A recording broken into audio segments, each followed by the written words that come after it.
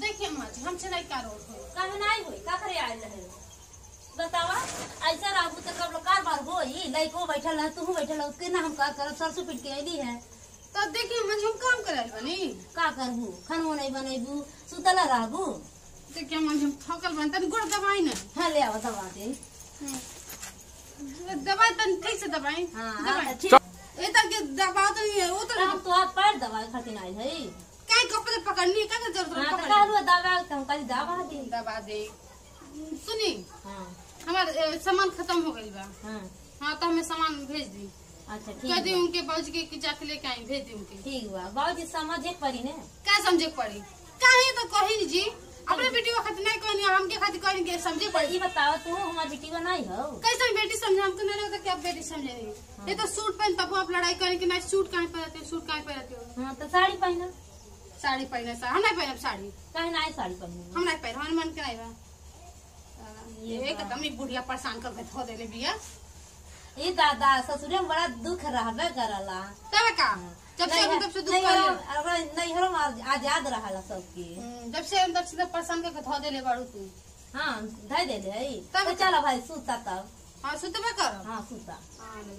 चूड़ी देखत रहे अपने तो चूड़ी पहले हमारे हाथ में चूड़ियो नहीं आ चूड़ी सारे लड़की नहीं पहने लिए हां तो वही खातिर ना जान के फायदा उठाओ तनी सब हां कि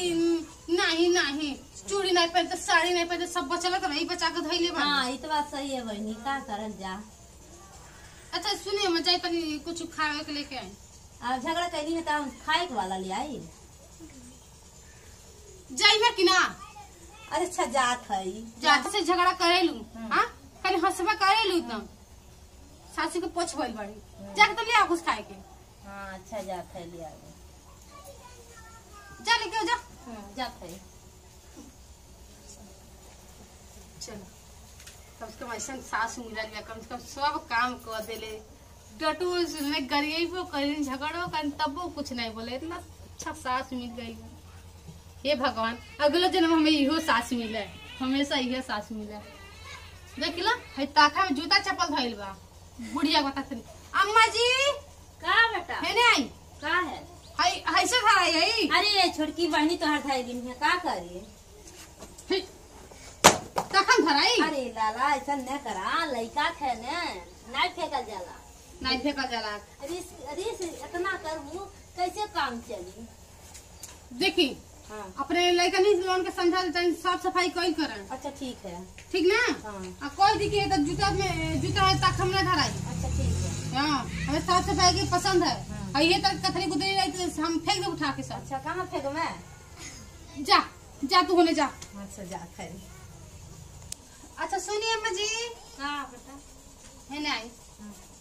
हम खेतवा बा हमारे नाम खो दी ना हाँ खेतवा में नाम खो दी ना तोरे नामे कह दे हाँ। हमन कहाँ जाई तो हम भागत नहीं बने अम्मा जी अरे तोहन पर के कौन भरोसा हो दादा दिन रात सुते तू कहूँ बाहर में जालू कहूँ अरे रह जब हमन का कर हमने जौन खाद रहे तो नहीं खा पाई हम ना कह जाए अम्मा जी सुनिए ना है आई ना खेतवा जब बा हमारे नाम खो दी अब बाबू तो नहीं अपने बताई तो बाबू हमार कहाँ जाइए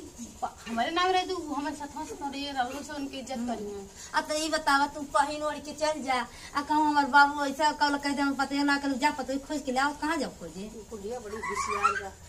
बतावा लइकवा हमार कहाँ जाए तब देखिए अम्मा जी हम कहत नहीं कह दे हमारे नाम खेत अरे बहनी कहाँ रिसिया खाई खेत इतना सहज होला करे ना है जी हाँ हमके हमारे नाम खेत कह दे मेरा ठीक नहीं होई हाँ करना कि नहीं नहीं करो काहे नहीं करना काहे नहीं खेत तुम्हारे नाम करी काहे नहीं करना हमार लइका वैसे घूमी काहे घूमे जाए से हमके तुम करे जब नहीं कर यहीं देखे मुझे करना कि नहीं नहीं करो काहे नहीं करना नहीं हम अपने लइका नहीं करब तोहरे नहीं करब लड़का के नहीं बुढ़िया को तो इंतजाम करे ही पड़ी देख समझ ले अम्मा जी हाँ तो ठीक नहीं होई हाँ तो मरवे का मरम ना मुआ दे मुआ देबू हाँ। हमार लइका खोजे नहीं लगी क्या करिए खोज के खोजे ना हम फरार हो जाए अच्छा। शान ताल लेके हैं हाँ अरे दादा हो दादा तू तो बड़ा होशियार बाटू दादा अच्छा मन बुनाए तू नहीं समझ नहीं आता हाँ समझ नहीं आता हो मुआ दे नहीं माधुरी बुढ़िया के एक ना एक अंगूठा ले ली हम एगो कागज पे अंदर काम नहीं रहे सादा कागज पे अंगूठा लेके यही पे ले तनी चलिए लेके भाग जाती बुढ़िया का अंगूठा चला काम बन गई मोर बुढ़िया देखा तंते रोज रोज के छेल छपटा पता नहीं अपने बेटवा के नामे करते पति के नामे करते तो दुकाने सामान में धरी आ लेके निकल बुढ़िया अगर क्यों तो पकड़वा ही दी बुढ़िया चल बुढ़िया बाय बाय बाय अम्मा जी नमस्ते।